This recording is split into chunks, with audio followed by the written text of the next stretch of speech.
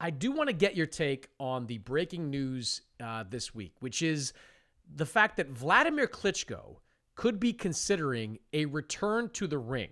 Now, Wladimir Klitschko has not fought since 2017. He lost his world title, or lost a world title fight to Anthony Joshua, got stopped in that fight, retired immediately afterwards. But there have been some rumblings in recent weeks that Klitschko might be considering return.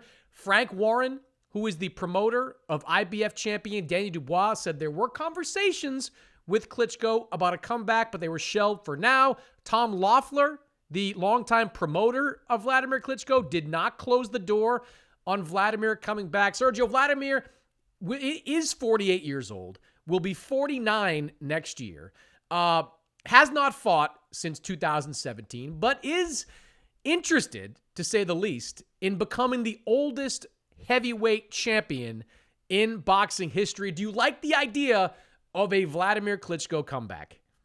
I don't like it because I'm tired of old legends, old greats coming back and ruining their legacy. But when you look at Klitschko's career, he only got stopped one time, and that was his final fight. And he is a Hall of Famer. He didn't take No, the he's been stopped before. He's been stopped before. You got to go back to the early days of his career. Was it Corey Sanders, I think, stopped him? So he has been stopped before. okay. Well, then there was a long stretch when he didn't get stopped, and he finally got stopped by Joshua, and it was I think it was in the 11th or 12th round. Either way, his body doesn't have a beating. Is what I'm trying to get to. He doesn't have those miles that everyone else has because he fought behind a long jab, long right hand, and he really didn't take no punishment. So if he wants to come back for old tales of glory, I'm not going to stop him. But personally, since you're asking me, I hate seeing these guys tarnish their legacy on looking for those glory days again. I mean, they're past you. They're past you already. I mean, you did great things. You retired a legend. You're one of the all-time great heavyweights, especially in the last 20 years. And you did it all with keeping your money in the bank and your brain cells in your head. So why do you want to come back and chase that legacy that's just going to be fleeting? That's how people get hurt. That's how legends die hard. So Vladimir was arguably the greatest heavyweight of his generation. The problem was he was a pretty weak generation because after Lennox Lewis retired, the heavyweight scene was barren. There were no top U.S. heavyweights. Even the European guys weren't very good. It wasn't towards the tail end of Vladimir's career when he fought Tyson Fury, when he fought Anthony Joshua, that he got an opportunity to be in marquee fights. He still drew big crowds. I mean, I went to a bunch of them over in Germany when he fought, in front of 50, 60,000 fans at these outdoor venues. It was impressive to see the kind of fan support that Vladimir had, but he didn't get a chance to get into those signature fights. And I gotta think that's part of the motivation for Wladimir Klitschko right now. Certainly besting the mark that George Foreman has as the oldest fighter to ever win a heavyweight title. That has to be front of mind. We've heard Tom Loeffler talk about that in recent days.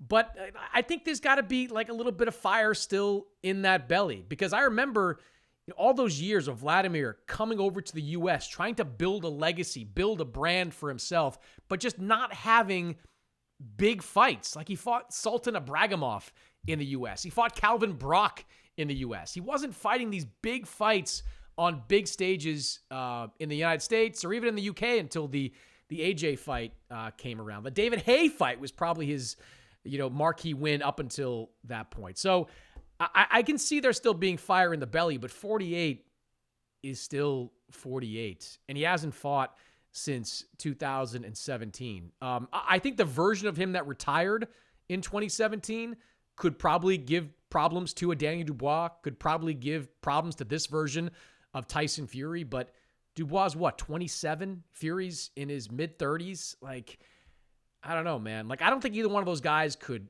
hurt Vladimir necessarily, but it's a stretch to think he could beat any of them, don't you think? Well, look, he has a long jab. He has a big right hand, and power is pretty much the last thing to go. Even if you are 48, 49 years old, look at. It'll be similar to George Foreman, because he's not a mover. He's flat-footed. He just jabs. He doesn't get hit because most opponents are shorter than him. But in this era of giants, they're pretty much going to be a little shorter, or maybe evenly matched in height. So, I don't like it because when it comes to Klitschko, he has a big right hand, he has big jab, but when you're out of the ring for 7 years, it's the punch resistance that really you have to question. These guys, these Klitschko guys, they had to prove their toughness. There's times where people question their heart. They ended up proving everyone wrong, but there was times where both of them were questioned at times. Can you imagine how you're going to question yourself when you're already, 49 years old and you start getting hit in the side of the head, clipped on the chin, hit in the body, pushed back, your legs are wearing out, going out. That's when you realize you made a mistake. Because look, my last fight was at 38 years old and I had no legs, but I was a mover. I relied on my legs. I needed my legs. These guys don't need them. They're flat footed. So with power, of course, you can do it. It's just, man, what are you chasing? You're not chasing money. You're not chasing legacy. You're in the Hall of Fame, forever enshrined, one of the greatest heavyweights that the world has ever seen. What are you trying to do? You're trying to chase delusions or illusions of grandeur. They're delusions pretty much because you're not going to do it. I mean, age is age. And I think George Foreman's record's never going to be beaten because one, he was one of the hardest punchers in heavyweight history. That's one. Two, he's fighting a lot smaller guy in Michael Moore. So if Klitschko comes back, he's not going to be fighting a smaller guy, punching up. He's going to be fighting a younger, equally tall, stronger fighter that is going to want to have another legend on his resume. What do you have to gain? I mean, what you have to gain is the chance to break George Foreman's record. I mean, I think that's obvious. Okay, how about this? You have, all right, well, yeah, you have a lot to gain, but you have a whole lot more to lose. And if these guys that are coming back, and it's a lot of them, it's not just in the heavyweight division, it's not just Mike Tyson recently with Jake Paul. If you look at the history of boxing, from Muhammad Ali to Mike Tyson to some of the most popular and greatest names in heavyweight history, they end with losses. They end with losses because they always chase that one extra, phantom win that's not there. It's in their head. It's just it's something that they're always go chasing. You talk about fire in their belly, but that's how fires get burned, man. They ruin their own legacy trying to chase the young dreams they had. And no one could tell them anything. I mean, we can say something, we're critics, but no one could tell them anything because that's how great fighters think. And me and you aren't great, Mannix. We don't think like great fighters. We never accomplished those great things. Very good things, maybe, popular things, maybe an award here and there, but not the Klitschko legacy, not one of the all-time greatest punchers in history, the long knockout streak that he was on, how long he was on top as champion. That's greatness, man. Why come ruin that trying to chase one more fight and trying to chase history? I don't know. I say no. I personally say no.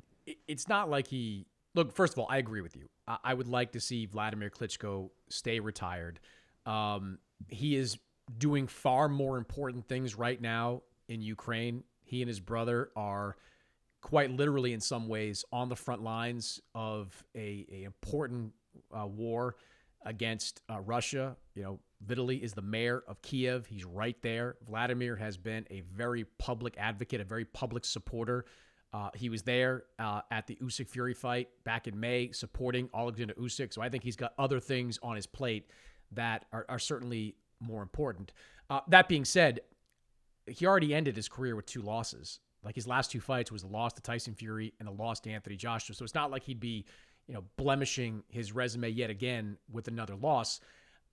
And I don't think that either Daniel Dubois or Tyson Fury would be able to embarrass him. You think about it. What is Dubois' kryptonite? Like, what has been a problem for him? It's straight right hands. And what's the best punch in the arsenal of Wladimir Klitschko? It's the straight right hand. I think Tyson Fury might be able to do the exact same things he did to Klitschko back in 2015, frustrate him, box around him, use that pesky jab to score points on him.